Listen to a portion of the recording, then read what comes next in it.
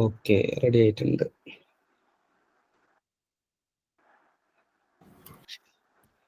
അസ്സലാമു അലൈക്കും വറഹ്മത്തുള്ളാഹി വബറകാതുഹു.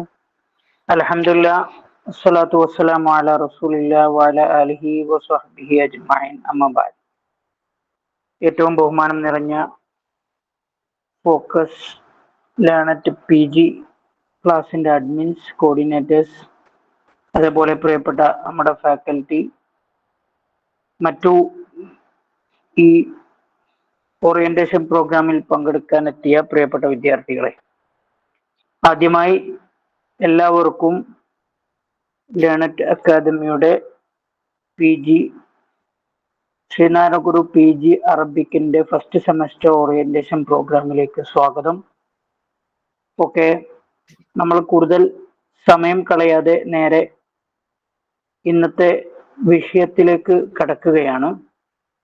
നിങ്ങളൊക്കെ ഈ വർഷത്തെ PG ചെയ്യാൻ വേണ്ടി തയ്യാറായി നിൽക്കുന്നവരായിരിക്കും.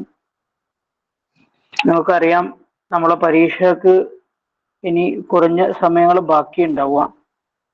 പ്രത്യേകിച്ച് ഡിസ്റ്റൻസ് എഡ്യൂക്കേഷൻ ആവുമ്പോൾ പ്രോപ്പറായ പഠനത്തിനുള്ള സൗകര്യങ്ങൾ കുറവായിരിക്കും. അതുകൊണ്ടാണ് സ്റ്റുഡൻസിന്റെ റിക്വസ്റ്റ് പ്രകാരമാണ് ഫോക്കസ് അക്കാദമി ശ്രീനാരായണ ഗുരു ഓപ്പൺ യൂണിവേഴ്സിറ്റിയുടെ PG അറബിക് ആരംഭിക്കുന്നതൊക്കെ. അൽഹംദുലില്ലാഹ്, അതിന്റെ ഒന്നാമത്തെ ബാച്ച് അതിന്റെ 3rd സെമസ്റ്റർ ക്ലാസ്സുകൾ നടന്നുകൊണ്ടിരിക്കുന്നുണ്ട്. ഇതിന്റെ 2ാമത്തെ ബാച്ച് ആരംഭിക്കാൻ ഇരിക്കുകയാണ്. ആ ഘട്ടത്തിൽ നമ്മുടെ സിലബസിനെ കുറിച്ചും അതേപോലെ ശ്രീനാരായണ ഗുരു അറബിക്കിന്റെ പേപ്പർ എക്സാം എങ്ങനെയാണ് കൈകാര്യം ചെയ്യേണ്ടത്, പ്രത്യേകിച്ച് നമ്മൾ ആരംഭിക്കാൻ പോകുന്ന കണ്ടംപററി അറബ് വേൾഡ് 1ാം സെമസ്റ്ററിലെ ഏറ്റവും പ്രധാനപ്പെട്ട ഒരു വിഷയമാണ് കണ്ടംപററി അറബ് വേൾഡ്. ഒട്ടുമിക്ക എല്ലാ PGകളിലും ഉള്ള ഒരു പേപ്പറാണ്. മാത്രമല്ല, കോമ്പറ്റേറ്റീവ് എക്സാമുകളിൽ വളരെ പ്രധാനപ്പെട്ട ഒരു ടോപ്പിക്കാണ് കണ്ടംപററി അറബ് വേൾഡ്. അറബ് ലോകത്തിന്റെ ചിത്രങ്ങളെ കുറിച്ച്, അറബ് ലോകത്തെ വ്യത്യസ്ത രാജ്യങ്ങളെ കുറിച്ച്, അവിടുത്തെ രാഷ്ട്രീയ ചരിത്രങ്ങളെ കുറിച്ചൊക്കെ പ്രതിപാദിക്കുന്ന വളരെ സുപ്രധാനമായ പേപ്പറാണ്. അപ്പോ നെറ്റ് പരീക്ഷക്കൊക്കെ അറിയാം, മാലുമാത്തുൻ ആമ്മയിൽ പിന്നെ പലരും പ്രയാസപ്പെടാറുണ്ട്. അതിനൊക്കെ ഏറ്റവും ഉപകാരപ്രദമായൊരു വിഷയമാണ് കണ്ടംപററി അറബ് വേൾഡ്. അപ്പൊ കൂടുതലായി ദീർഘിപ്പിച്ച് ഞാൻ സംസാരിക്കുന്നില്ല. നമ്മൾ ഓർക്കേണ്ടത്, പരീക്ഷ ആവാതിരിക്കുമ്പോൾ, സമയം അടുക്കാതിരിക്കുമ്പോൾ ചില ആളുകൾ ചെയ്യുക, ഇനിയും പരീക്ഷയ്ക്ക് ഒരുപാട് സമയമുണ്ടല്ലോ അതുകൊണ്ട് പഠിക്കാതിരിക്കും. പിന്നെ വേറൊരു വിഭാഗം ആളുകൾ ഉണ്ടാവാറുണ്ട്, പരീക്ഷ പെട്ടെന്ന് അനൗൺസ് ചെയ്താൽ ഇത്രയും കാലം പഠിച്ചില്ലല്ലോ, ഇനി എവിടെ പഠിക്കാൻ സമയം ഉണ്ടാവുക എന്ന് ചിന്തിക്കുന്നവരുണ്ട്. വളരെ കൗതുകകരമായ ഒരു കാര്യം, ഈ 2 വിഭാഗവും ഒരു ടീമാണെന്നുള്ളതാണ്. പരീക്ഷ ആയില്ലല്ലോ എന്ന് പറഞ്ഞ് പഠിക്കാതിരിക്കുന്നവരും അവസാനം പരീക്ഷ വരുമ്പോൾ ഇനി ഒരാഴ്ച കൊണ്ട് ഇപ്പൊ എന്താ പഠിക്കുക എന്ന് ടെൻഷൻ അടിച്ച് നിൽക്കുകയും ചെയ്യുന്നവര്, ഈ 2 ഒരു ടീമായിരിക്കും ഉണ്ടാവുക. അതുകൊണ്ട് നമ്മൾ നന്നായി ഈ PGക്ക് വേണ്ടി പ്രിപ്പയർ ചെയ്താൽ ഇത് നമ്മുടെ ഭാവിയിലുള്ള അറബിക് സ്റ്റഡീസിന് കൂടുതൽ ഉപകാരപ്രദമായിരിക്കും. അതുകൊണ്ട് നിങ്ങളൊക്കെ അറബിക്കിൽ PG ചെയ്യുമ്പോൾ അതിന്റെ കാമ്പോട് കൂടി ജയിച്ചെടുക്കാൻ മാത്രമല്ലാതെ നന്നായി പഠിച്ചെടുക്കാൻ വേണ്ടി നിങ്ങൾ ശ്രമിക്കണം എന്ന് മാത്രം ഉണർത്തി, ഒരിക്കൽ കൂടി നിങ്ങൾ എല്ലാവരെയും ഈ ഓറിയന്റേഷൻ പ്രോഗ്രാമിലേക്ക് ലേണറ്റിനു വേണ്ടി സ്വാഗതം ചെയ്തുകൊണ്ട്, നമ്മുടെ ഇന്നത്തെ ക്ലാസ് നിയന്ത്രിക്കുന്നത് ബഹുമാനപ്പെട്ട ഉസാമ സാറാണ്. നിങ്ങൾക്ക് ഫോക്കസിന്റെ സ്റ്റുഡന്റിനെ പരിചയപ്പെടുത്തേണ്ട ആവശ്യമില്ല. സാറെ, വളരെ സ്നേഹാദരങ്ങളോടെ ഈ ക്ലാസ് ലീഡ് ചെയ്യാൻ വേണ്ടി ക്ഷണിച്ചുകൊണ്ട് എൻ്റെ വാക്കുകൾ അവസാനിപ്പിക്കട്ടെ. വാഹിർ ദഅ്വാന അൽഹംദുലില്ലാഹ്. അസ്സലാമു അലൈക്കും. വഅലൈക്കും സലാം വറഹ്മത്തുള്ളാഹി വബറകാതുഹു. സൗണ്ട് സ്ക്രീനൊക്കെ റെഡി ആണല്ലോ അല്ലേ? യെസ്, ക്ലിയർ ആണ്. ഓക്കെ. ബിസ്മില്ലാഹിർ റഹ്മാനിർ റഹീം. അൽഹംദുലില്ലാഹ് വസ്സലാത്തു വസ്സലാമു അലാ അഷ്റഫി റസൂലില്ലാഹ് വഅലാ ആലിഹി വസ്വഹ്ബിഹി അജ്മഈൻ. അമ്മാ ബഅദ്. ഏറെ പ്രിയം നിറഞ്ഞ ലേണറ്റ് അക്കാദമിയുടെ അഡ്മിൻ ശ്രീനാരായണ ഗുരു ഓപ്പൺ യൂണിവേഴ്സിറ്റിയുടെ PG അറബിക് ഫസ്റ്റ് സെമസ്റ്റർ പഠിക്കാൻ താല്പര്യത്തോടെ തയ്യാറെടുത്തിരിക്കുന്ന പ്രിയപ്പെട്ട വിദ്യാർത്ഥി സുഹൃത്തുക്കൾ, ഇന്ന് ഫസ്റ്റ് സെമ്മിൻ്റെ ഓറിയൻറ്റേഷൻ സെഷനിലാണ് ഇപ്പോൾ നമ്മളുള്ളത്.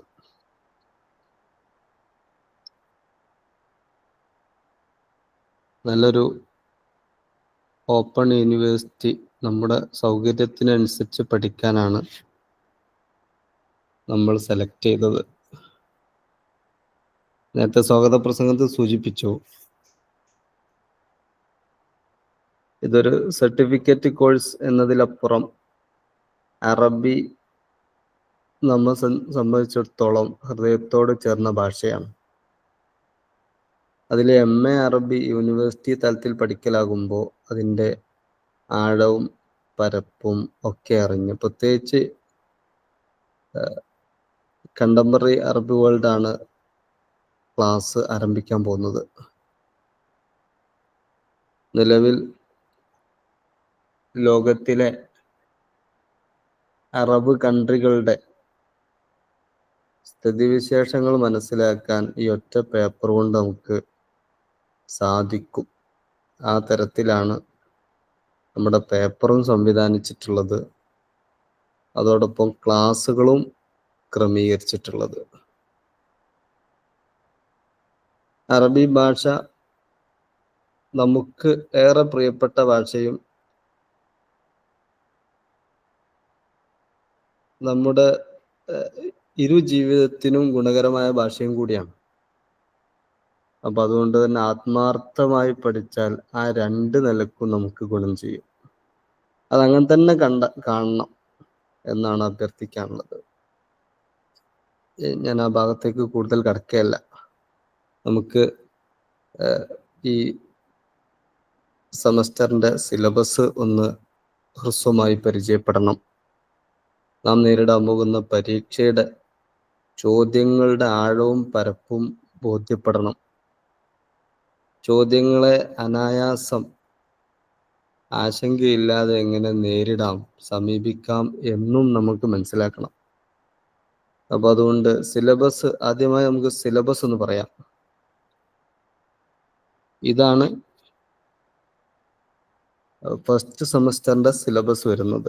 അതിൽ അറബിക് സിൻടാക്സ് എന്ന് പറയുമ്പോൾ ഗ്രാമറാണ്. ക്ലാസിക്കൽ ആൻഡ് മെഡീവൽ പ്രോസ്, നെഫർ അഥവാ കവിതയല്ലാത്ത മറ്റു ഭാഗങ്ങളാണ് പ്രോസ് ആയിട്ട് വരുന്നത്. ശേഷം കവിത വരുന്നു. പിന്നെ അത് കഴിഞ്ഞ് കണ്ടംപററി അറബ് വേൾഡ്, നിലവിലെ അറബ് കൺട്രികളുടെ സ്ഥിതിഗതികൾ വിലയിരുത്തുന്ന ഒരു പേപ്പർ. അതോടൊപ്പം Arabic English bilingual translation.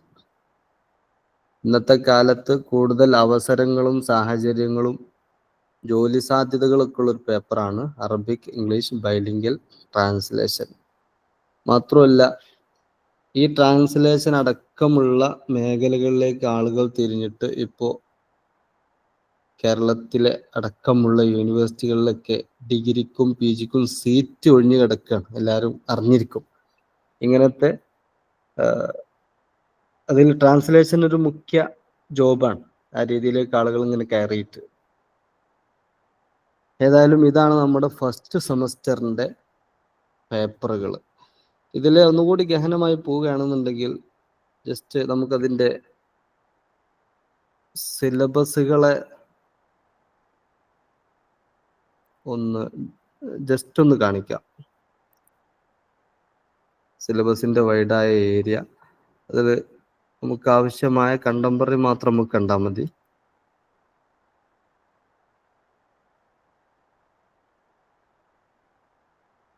Okay, first semester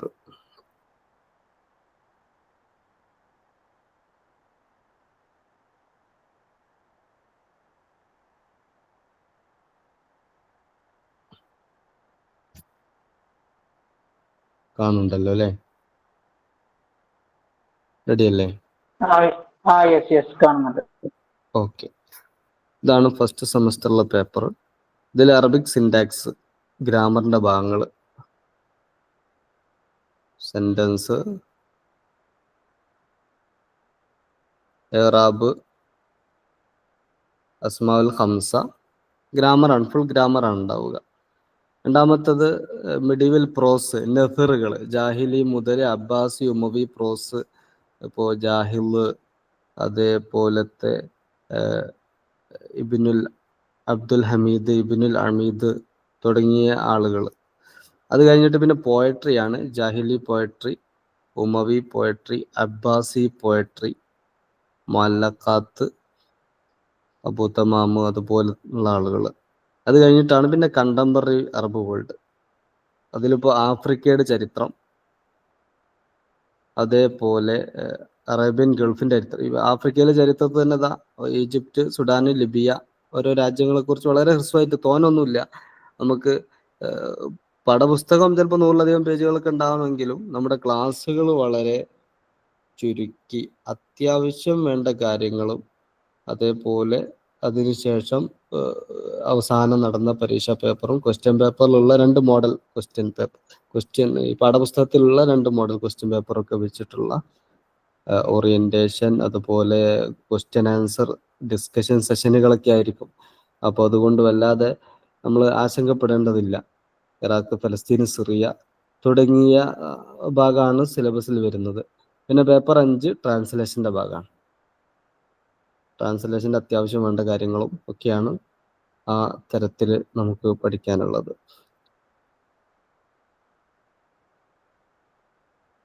okay, ഇനി അല്പം ചോദ്യങ്ങളിലേക്ക് വരാം. കണ്ടംപററി അറബ് വേൾഡ് ആണ് നമ്മൾ ക്ലാസ് തുടങ്ങാൻ പോകുന്നത്. കൂടുതൽ ദീർഘിപ്പിക്കുന്നില്ല, നമുക്കൊരു 10 മിനിറ്റ് കൊണ്ട് ചോദ്യം എങ്ങനെയാണ് ഇതുവരെ വന്നത്, മോഡൽ ചോദ്യം എങ്ങനെയാണ്, അതിനെങ്ങനെ ഉത്തരം ചെയ്യാം, അതിന്റെ മാർക്ക് എങ്ങനെ തുടങ്ങിയാണ് നമ്മൾ നോക്കുന്നത്. ഇത് പാഠപുസ്തകത്തിലുള്ള സെറ്റ് 1 ചോദ്യപേപ്പറാണ്. 70 മാർക്കിനാണ് നമ്മുടെ ചോദ്യം ഉണ്ടാവുക. അതിൽ സെക്ഷൻ എ ഒന്നോ രണ്ടോ വാക്യത്തിൽ ഉത്തരം എഴുതാനാണ്. 1-2 വാക്യത്തിൽ ഉത്തരം എഴുതുക. ഓരോ ചോദ്യത്തിനും 2 മാർക്ക് വീതം. 5 ചോദ്യത്തിന് മാത്രമേ ഉത്തരം എഴുതേണ്ടതുള്ളൂ. 8 ചോദ്യം കൊടുത്തിരിക്കും. നമുക്ക് ഇഷ്ടമുള്ള 3 ചോദ്യം ഒഴിവാക്കാം. 5 ചോദ്യത്തിന് മാത്രം ഉത്തരം എഴുതിയാൽ മതി, നമുക്ക് 10 മാർക്ക് കിട്ടും. ഓക്കെ, ചോദ്യം മുഴുവനായി വായിച്ച് സമയം കളയുന്നില്ല. നമുക്ക് ഇതിലെ ഒരു ചോദ്യം പിന്നീട് ഉത്തരം ചെയ്യുന്ന രൂപം എങ്ങനെയെന്ന് നമുക്ക് നോക്കാൻ വേണ്ടി എടുക്കേണ്ടതുണ്ട് കുറച്ച് കഴിഞ്ഞിട്ട്. ഓക്കെ, ഈ സെറ്റ് എയിലെ സെക്ഷൻ ബി അര പേജിൽ ഉത്തരം എഴുതാനാണ്. ഓരോ ചോദ്യത്തിനും 5 മാർക്ക് വീതം. അര ചോദ്യത്തിന് ഉത്തരം എഴുതുക, അര പേപ്പറിൽ ഉത്തരം എഴുതുക, അര പേജിൽ ഉത്തരം എഴുതുക. 6 ചോദ്യത്തിനാണ് ഉത്തരം എഴുതേണ്ടത്. അര പേജിലാണ്, നിസ്ഫ് സഫഹയാണ് ഉത്തരം എഴുതേണ്ടത്, അഥവാ ഒരു പുറത്തിന്റെ പകുതി ഭാഗം. എത്ര ചോദ്യങ്ങളുണ്ട്? ഇവിടെയും 12 ചോദ്യങ്ങളുണ്ട്. 6 എണ്ണത്തിന് നമ്മൾ ഉത്തരം എഴുതേണ്ടതുള്ളൂ. 3 10 ചോദ്യമാണ് അല്ലെ? 10 ചോദ്യങ്ങളുണ്ട്. 6 എണ്ണത്തിന് മാത്രമേ നമ്മൾ ഉത്തരം ചെയ്യേണ്ടതുള്ളൂ. ഈ സ്ലൈഡ് അയക്കാം കേട്ടോ. ചോദ്യങ്ങളൊക്കെയുള്ള ഈ സ്ലൈഡ് നിങ്ങൾക്ക് അയക്കാം, വായിക്കാനൊക്കെ സാവകാശം വായിക്കാനൊക്കെ സമയം കിട്ടും. പിന്നെ സെക്ഷൻ ബി, ഓരോ ക്വസ്റ്റ്യൻ പേപ്പറിലും 3-ാമത്തെ സെക്ഷൻ മക്കാല എഴുതാനാണ്. 4 ചോദ്യമാണ് ഇവിടെ കൊടുത്തിട്ടുള്ളത്. അതിൽ 2 എണ്ണത്തെ കുറിച്ച് മക്കാല എഴുതുക. ഓരോ മക്കാലക്ക് എത്ര പേപ്പർ വേണം, എത്ര പേജ് എഴുതണം? പറയൂ, എത്ര പേജ് എഴുതണം ഒരു മക്കാലക്ക്? ലാ തസീദു അൻ 4 സഫഹാത്ത് എന്ന് പറഞ്ഞാൽ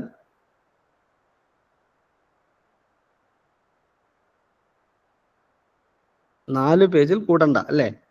ഓക്കെ, 4 പേജിൽ കൂടണ്ട. അപ്പൊ ഒരു മക്കാല 4 പേജ് എഴുതണം. എത്ര മാർക്ക് ഉണ്ട്? 15 മാർക്ക്.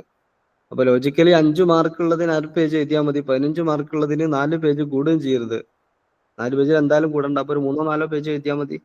ഓക്കെ, 2 എണ്ണത്തിന് ഉത്തരം ചെയ്യേണ്ടതുള്ളൂ. 4 ചോദ്യം ഉണ്ടെങ്കിലും 2 എണ്ണത്തിന് ഉത്തരം ചെയ്താൽ മതി.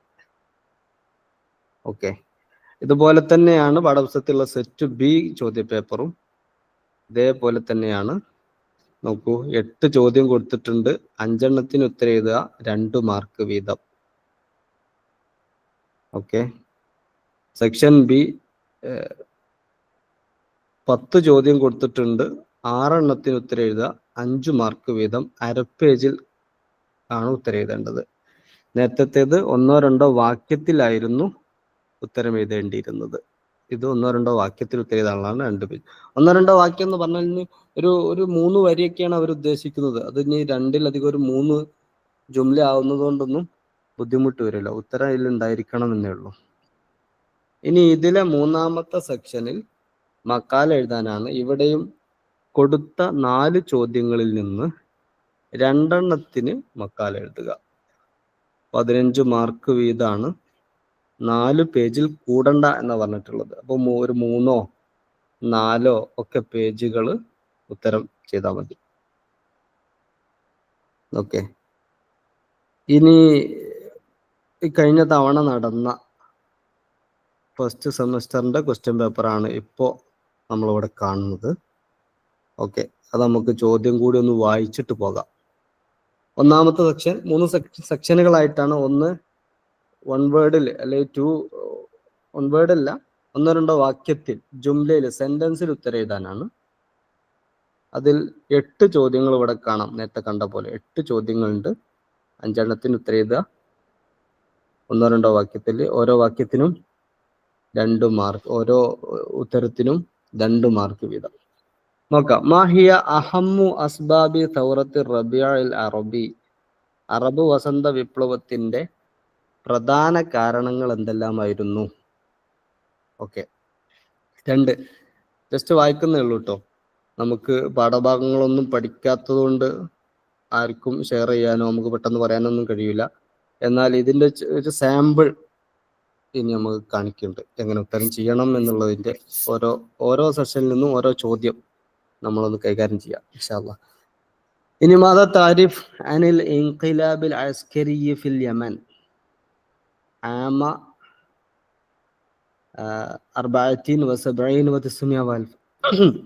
1974 യമനിൽ ഉണ്ടായ സൈനിക വിപ്ലവത്തെ കുറിച്ച് നിനക്ക് എന്തറിയാം? അപ്പൊ അന്നുണ്ടായ സൈനിക വിപ്ലവത്തെ കുറിച്ച് എഴുതാനാ. അരപ്പേജല്ല എഴുതേണ്ടത്. സൈനിക വിപ്ലവം ചിലപ്പോൾ ഒരു പേജ് 4 പേജൊക്കെ എഴുതാൻ നമ്മൾ പഠിച്ചിട്ടുണ്ടെങ്കിലും 2 മാർക്കിനാണ് നമ്മൾ എഴുതേണ്ടുള്ളൂ. അവിടെ തോനെ എഴുതി നേരം കളയരുത്. നമ്മൾ പഠിച്ച സാധനത്തിൽ നിന്ന് വളരെ പ്രധാനപ്പെട്ട മാത്രം എഴുതാം. ഓക്കെ.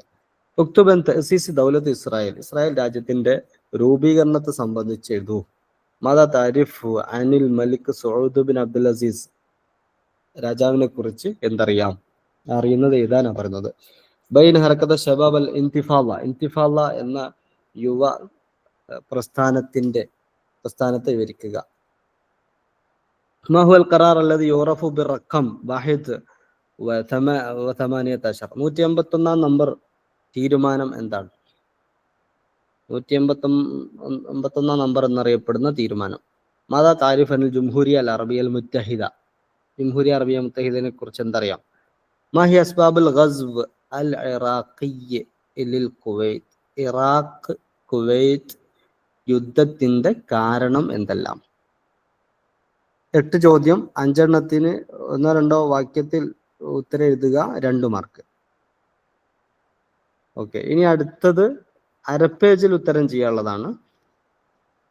10 ചോദ്യങ്ങൾ കാണും. 6 ഉത്തരം ചെയ്യേണ്ടത്. മാ നതായിജു അൽ ഹംല അൽ ഫറൻസിയ അല മിസ്ര. മിസ്റിനെ അധിനിവേശം നടത്തിയ, ആക്രമണം നടത്തിയ ഫ്രഞ്ച് വിപ്ലവം, ഫ്രഞ്ച് ആക്രമണത്തിന്റെ റിസൾട്ടുകൾ എന്തെല്ലാമായിരുന്നു? ഏതു വർഷമാണ് ഹംലത്ത് ഫറൻസിയ നടന്നത്? അറിയോ? ഫ്രാൻസുകാർ ഏതു വർഷമാണ് മിസ്റിനെ ആക്രമിച്ചത്?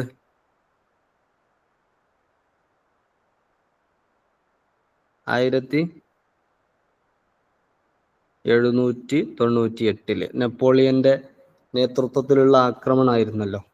2-ാമത്തത് ഹാദിസത്തു ദാൻഷ്വായ് എന്നൊരു വിവാദമായൊരു സംഭവം നടന്നിട്ടുണ്ട്. അതിനെ കുറിച്ച് എഴുതുക, അരപ്പേജ്. ഉക്തുബ് അനിൽ ഹറക്കത്ത് സനൂസിയ പ്രസ്ഥാനത്തെ കുറിച്ച് എഴുതുക. ഉക്തുബ്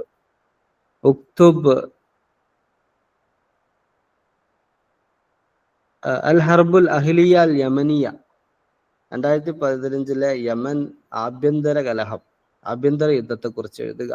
അൽ ഖളിയ അൽ വതനിയ ലിദ്ദൽ ഇസ്തിമാർ സിഹിയൂനിയ, സിയോണിസം കോളനിവൽക്കരണത്തിനെതിരെയുള്ള ദേശീയ ഇഷ്യൂ എഴുതുക.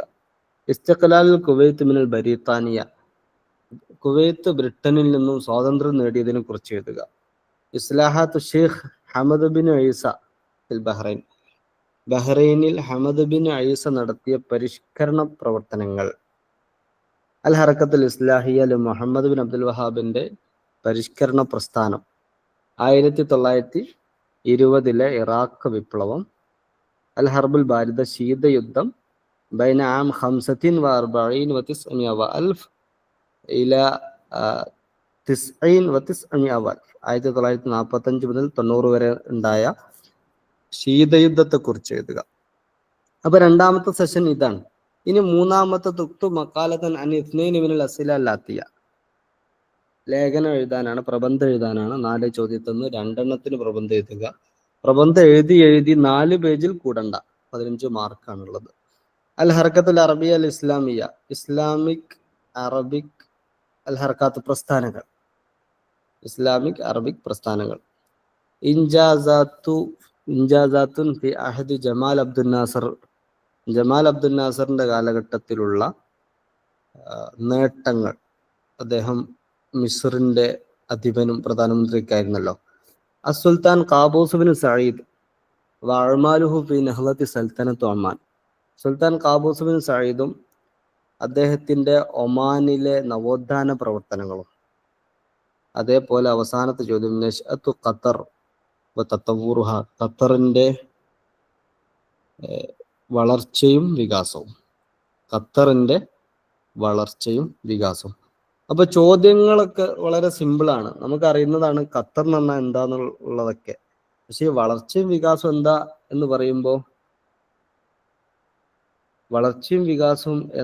എന്ന് പറയുമ്പോൾ അത് പാഠപുസ്തകത്തിലുള്ള കുറച്ച് ഭാഗം നമ്മളൊന്ന് വായിക്കേണ്ടി വരും. ഇൻഷാ അല്ലാഹ് ആ ക്ലാസ്സുകളാണ് ഇപ്പോൾ ഇവിടെ സൂചിപ്പിച്ച പോലെ നമുക്ക് ഫസ്റ്റ് കണ്ടംപററി അറബ് വേൾഡിന്റെ ക്ലാസ് ആണ് തുടങ്ങാൻ പോകുന്നത്. ഓക്കെ, ഇനി ഉത്തരെഴുതുന്ന രീതി കൂടി നമ്മളൊന്ന് പരിചയപ്പെട്ടാലോ. ജസ്റ്റ് ഒരു 2-3 മിനിറ്റ് കൊണ്ട് 1-2 വാക്യത്തിൽ ജുംല എഴുതുമ്പോൾ നമ്മൾ എന്ത് ശ്രദ്ധിക്കണം?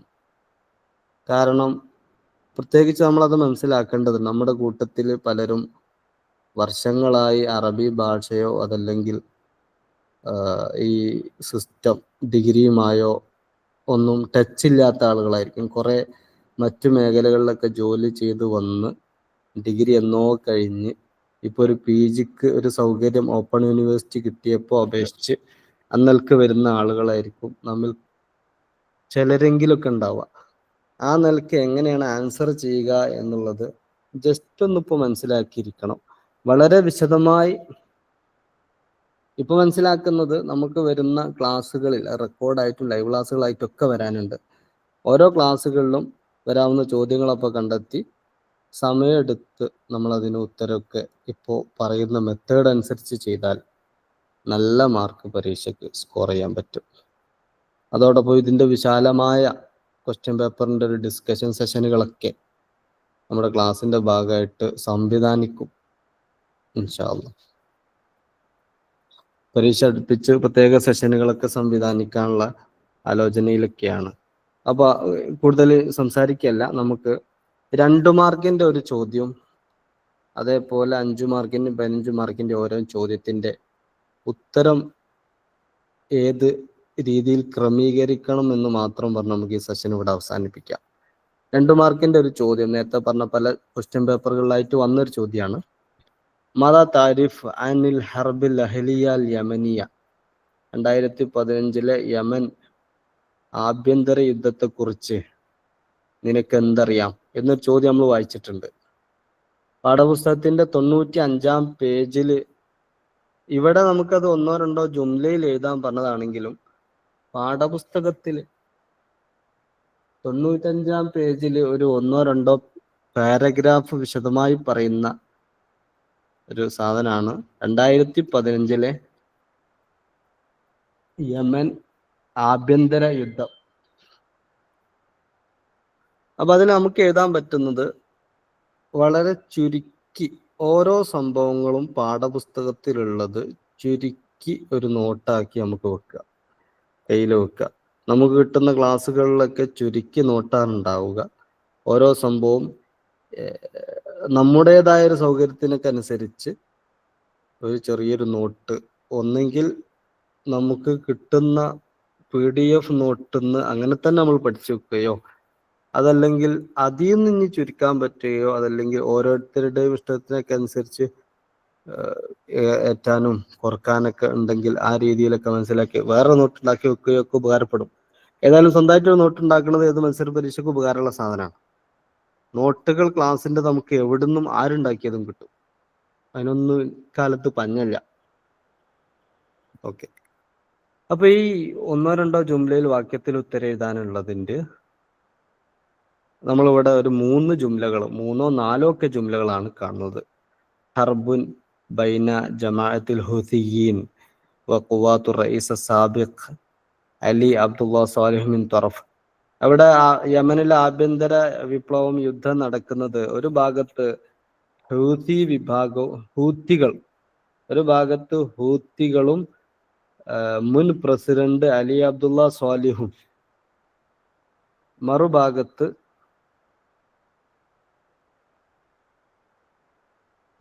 അബ്ദുറബ്ബ് മൻസൂർ അൽ ഹാദിയുടെ വൈസ് പ്രസിഡന്റായ അബ്ദുൽ റബ്ബ് മൻസൂർ അൽ ഹാദിയുടെ സൈന്യവും ഒരു ഭാഗത്ത്.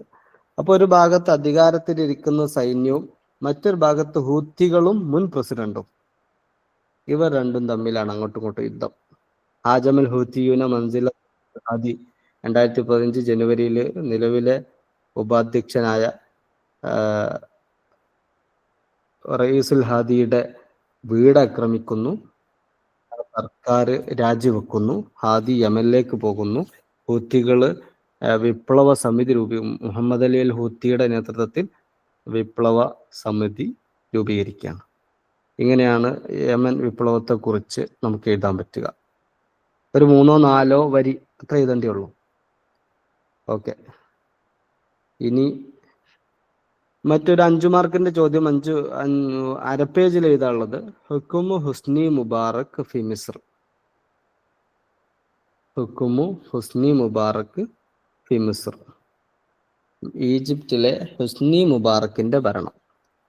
ഇത് പാഠപുസ്തകത്തിൽ 21, 22, 23 എന്നിങ്ങനെ 3 പേജുകളിലായിട്ട് വിശദമായി പ്രതിപാദിച്ച ഭാഗമാണ് മിസ്റിലെ ഹുസ്നി മുബാറക്കിന്റെ ഭരണം. അതിനെ നമ്മൾ അര പേജാക്കി ചുരുക്കുമ്പോൾ അദ്ദേഹം ഭരണത്തിലേക്ക് കയറിയത് എന്ന്, പ്രത്യേക പശ്ചാത്തലോ അതല്ലെങ്കിൽ സൈനിക അട്ടിമറിയോ അതല്ലെങ്കിൽ ഭരണത്തില് നേരത്തെ ഉണ്ടായിരുന്ന ആളെ തോൽപ്പിച്ചിട്ടോ അങ്ങനെ എന്തെങ്കിലും ആണെന്നുണ്ടെങ്കിൽ അങ്ങനെ വരാം. പിന്നെ ഭരണത്തിലുള്ള നേട്ടങ്ങൾ, പ്രധാന നേട്ടം, അര പേജ് നമുക്ക് ആവശ്യമുള്ളൂ, തോനെ എഴുതിയ സമയം കളയണ്ട, നേട്ടങ്ങൾ എഴുതുക. അങ്ങനെ വരുമ്പോൾ ഒരു മാതൃക നമുക്ക് കാണാം. തവല്ല ഇവിടെ പോയിന്റ് ആയിട്ട് എഴുതെങ്കിലും നമുക്കത് പാരഗ്രാഫ് ആയിട്ടാണ് വേണ്ടത് കേട്ടോ. ഒരു പാരഗ്രാഫ് ആയിട്ടാണ് എഴുതിയാൽ മതി. തവല്ല ഹുസ്നി മുബാറക് റിയാസത്ത മിസ്ര. ഹുസ്നി മുബാറക് മിസ്റിന്റെ പ്രസിഡന്റ് പദവി ഏറ്റെടുത്തു.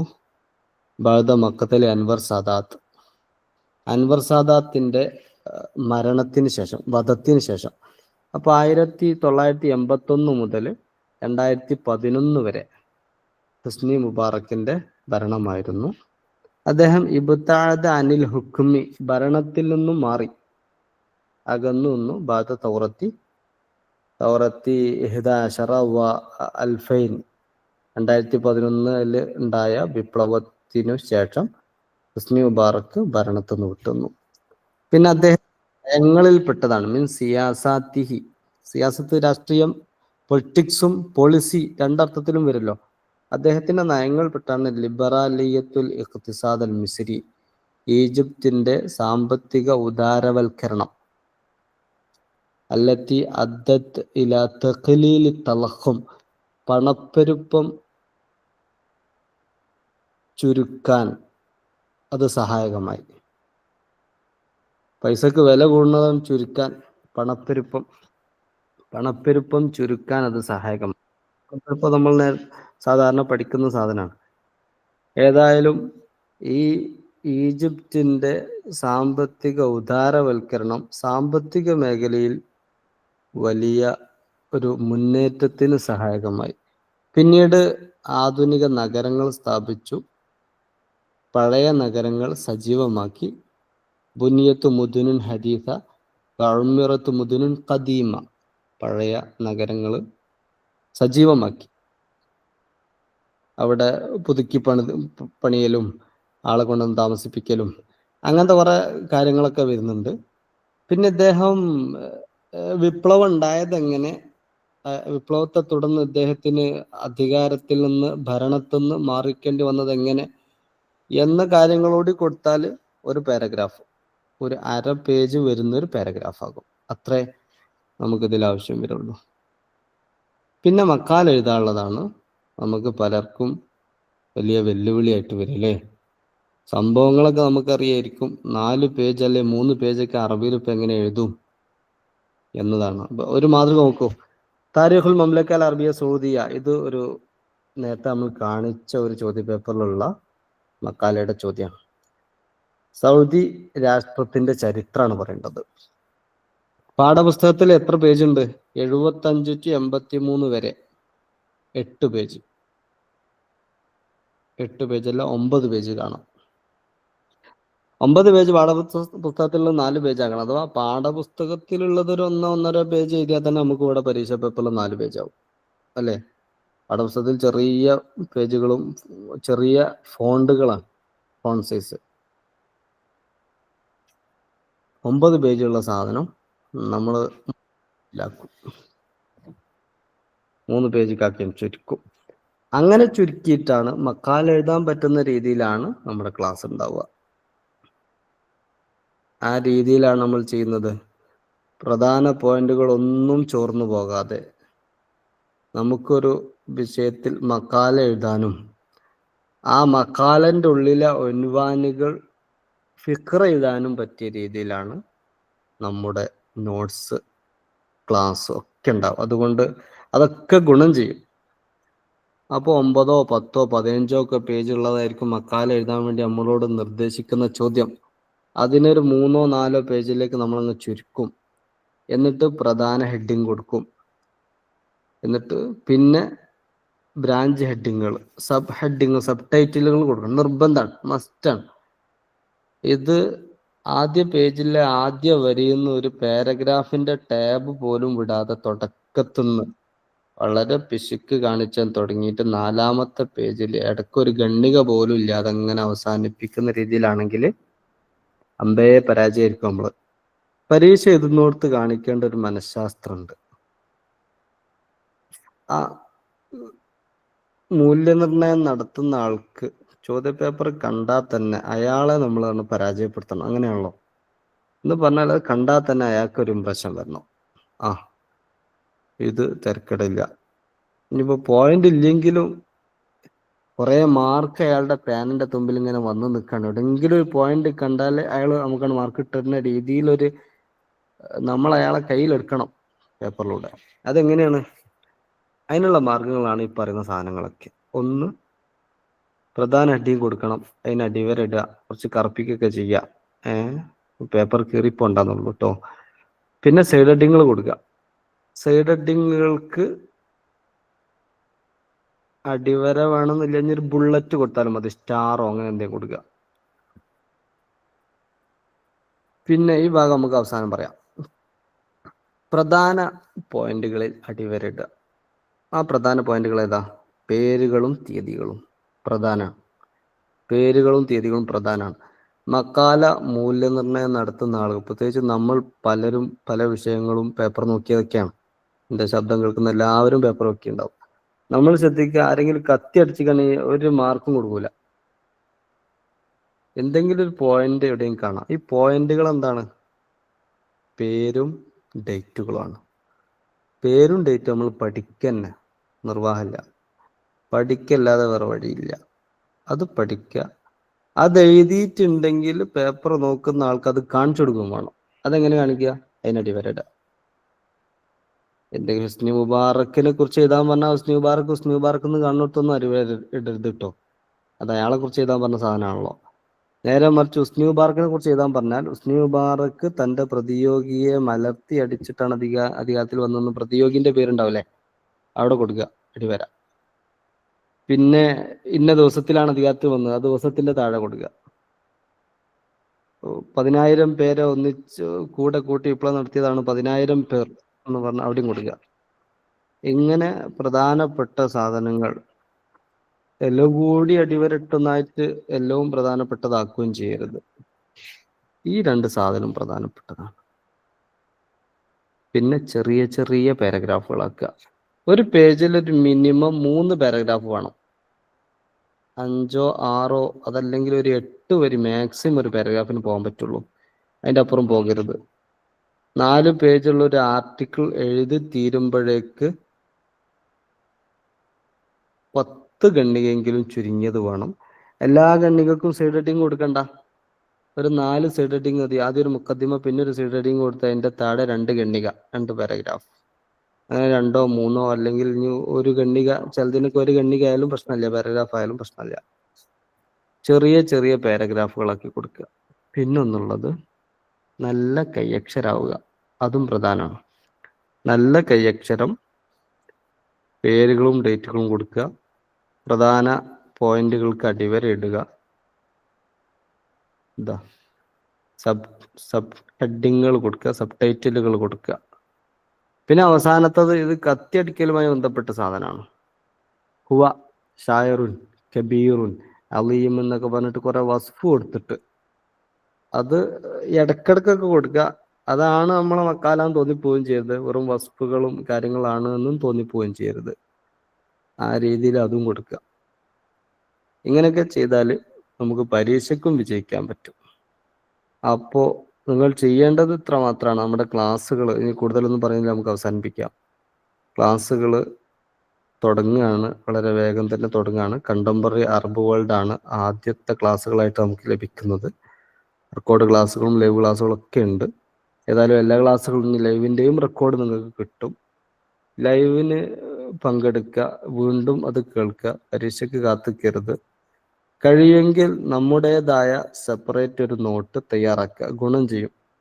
നമ്മുടെ അനുഭവം കൊണ്ട് പറയാണ്, അതുകൊണ്ട് ഗുണം ചെയ്യും. എല്ലാ നോട്ടും ലേണറ്റ് അക്കാദമിയുടേത് നമുക്ക് കിട്ടുമെങ്കിലും നമ്മുടേതായ നോട്ട് തയ്യാറാക്കുന്നത് നമുക്ക് ഗുണം ചെയ്യും. കുറച്ച് സമയം എടുക്കെങ്കിലും നമുക്ക് പരീക്ഷ നല്ല മാർക്കോടെ പാസ്സാവല്ലോ. നമ്മുടെ നോട്ടുകളൊക്കെ ഫിഖ്റയും മഖാലയും എഴുതാൻ പറ്റിയ രൂപത്തിലാണ് പോയിന്റുകൾ ക്രമീകരിച്ചിട്ടുള്ളത്. ഒരു പാഠത്തിന് തന്നെ, ഇപ്പോൾ ഇറാഖിന്റെ ചരിത്രം പറയുന്നിടത്ത് തന്നെ ടോട്ടലി ഇറാഖിനെ കുറിച്ച് നമ്മുടെ ക്ലാസ്സിൽ ഉണ്ടാവുക. ഇറാഖിനെ കുറിച്ചൊരു മഖാല ചോദിച്ചാൽ എഴുതാൻ എന്തൊക്കെ പോയിന്റ് പ്രധാനപ്പെട്ട് വേണം, അത് ഉൾപ്പെടുത്തിയിട്ടുണ്ടാവുക. പിന്നെ അതിലെ ഓരോ ഭാഗങ്ങൾ പാരഗ്രാഫ് ചോദ്യങ്ങളായി വന്നാൽ അതിനും പറ്റിയ സാധനങ്ങളും അതിലുണ്ടാവും. ഓരോ സൈഡ് ഹെഡിങ്ങുകൾ പാരഗ്രാഫ് ചോദ്യമാക്കാൻ പറ്റിയ ആ രീതിയിലുണ്ടാവും. അപ്പോൾ ക്ലാസ്സുകളൊക്കെ നേരത്തെ കഴിഞ്ഞ തവണ കൂടി ഈ ലേണറ്റ് അക്കാദമിയുടെ ക്ലാസ്സുകളൊക്കെ അനുഭവിച്ചതും പരിചയപ്പെട്ട ആളാണ് എന്ന് നിലക്കൂടി പറയാണ്. ക്ലാസ്സുകൾ വളരെ നല്ല ക്ലാസ്സുകളാണ്. നല്ല നിൽക്കങ്ങൾ ഉപയോഗപ്പെടുത്തുക. ഈ രീതിയിൽ തന്നെ എക്സാം ഓറിയന്റഡ് ആയി കൂടി നമ്മൾ തുടക്കം മുതലേ അതിന് കാണുക. ഇത്ര മാത്രമാണ് ഈ ഒരു അവസരത്തിൽ സൂചിപ്പിക്കാനുള്ളത്. ഇനി കൂടുതലൊന്നും പറയുന്നില്ല. വഴിയെ നമുക്ക് ക്ലാസ്സുകളും ഡിസ്കഷനുകളുമായിട്ടൊക്കെ കൂടുതൽ ചർച്ച ചെയ്യാം എന്ന് മാത്രം സൂചിപ്പിച്ച്, തുടക്കത്തിൽ ഉള്ള ഈ ഒരു ആവേശം കെടാതെ അവസാനം വരെ ദിനം പ്രതി വർദ്ധിക്കുന്ന രീതിയിൽ ക്ലാസ്സും നോട്ടൊക്കെ ആയിട്ട്, പ്രത്യേകിച്ച് ഗ്രൂപ്പിലും മറ്റുമൊക്കെ ആയിട്ട് ആക്ടിവിറ്റികളൊക്കെ ആയിട്ട് നിങ്ങൾ സജീവമാവുക. നല്ല റിസൾട്ട് ഉണ്ടാകും. എല്ലാവിധ വിജയാശംസകളും നേരുകയാണ്. പഠനത്തിന് എല്ലാവിധ ഉന്മേഷവും ഉണ്ടാവട്ടെ എല്ലാവിധ തൗഫീഖും നമുക്ക് ലഭിക്കട്ടെ എന്ന് ആശംസിച്ച് എൻ്റെ വാക്കുകൾ ചുരുക്കുന്നു. അസ്സലാമു അലൈക്കും വറഹ്മത്തുള്ളാഹി വബറകാതുഹു. വലൈക്കും സലാം വറഹ്മത്തുള്ളാ. ആർക്കെങ്കിലും സംശയങ്ങൾ ഉണ്ടെങ്കിൽ ചോദിക്കാം. ഓക്കെ, ഇത് സംശയ നിവാരണത്തിനുള്ള സമയമാണ്.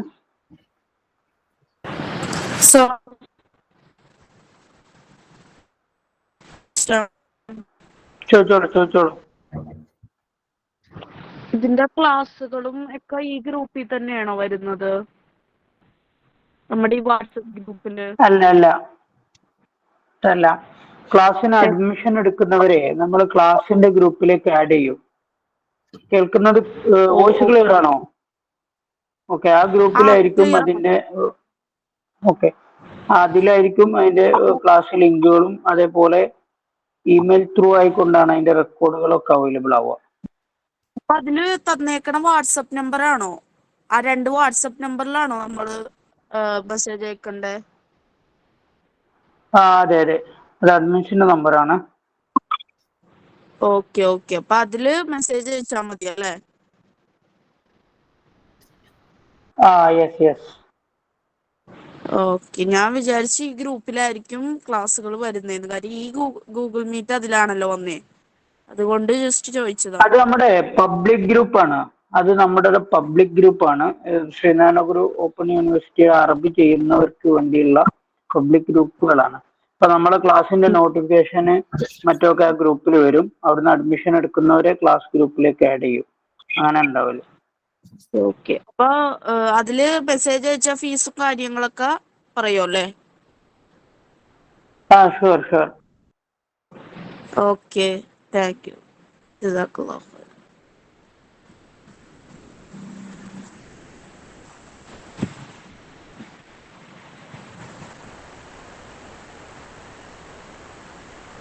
വേറെ ആർക്കെങ്കിലും ചോദിക്കാനുണ്ടെങ്കിൽ സംശയം ഉണ്ടെങ്കിൽ ചോദിക്കാം. അതല്ലെങ്കിൽ നമുക്ക് ക്ലാസ് അവസാനിപ്പിക്കാം.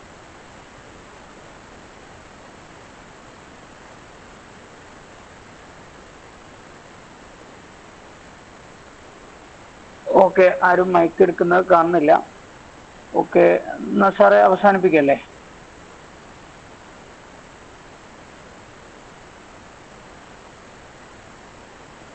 ഓക്കെ, നമ്മുടെ ക്ലാസ് ഓറിയന്റേഷൻ ക്ലാസ് അവസാനിപ്പിക്കുകയാണ്. ഈ ക്ലാസ്സിന് എത്തിച്ചേർന്ന മുഴുവൻ ആളുകൾക്കും ഹൃദയം നിറഞ്ഞ നന്ദി അറിയിക്കുന്നു. പ്രത്യേകിച്ച് നമ്മുടെ ക്ലാസ്സിൽ നിന്ന് ലീഡ് ചെയ്ത ഉസാമ സാറ്, ഫോക്കസിന്റെ ഏറ്റവും പ്രധാനപ്പെട്ട ഫാക്കൽറ്റികളിൽ ഒരാളാണ്. സാറിന് ഹൃദയം നിറഞ്ഞ നന്ദി അറിയിച്ചുകൊണ്ട് ഇത് ശ്രമിക്കാൻ ഇവിടെ എത്തിയ മുഴുവൻ ആളുകൾക്കും ലേണറ്റ് അക്കാദമിയുടെ നന്ദി അറിയിച്ചുകൊണ്ട് ഈ ചടങ്ങ് പിരിയുകയാണ്. വാഹിർ ദഅ്വാനാ അൽഹംദുലില്ലാഹ്. അസ്സലാമു അലൈക്കും വറഹ്മത്തുള്ളാഹി വബറകാതുഹു. വലൈക്കും അസ്സലാം വറഹ്മത്തുള്ളാഹി.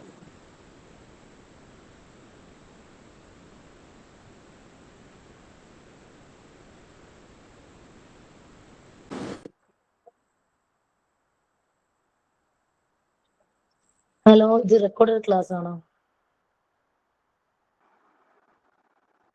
അല്ല, ഇത് റെക്കോർഡ് ഉണ്ടാവും.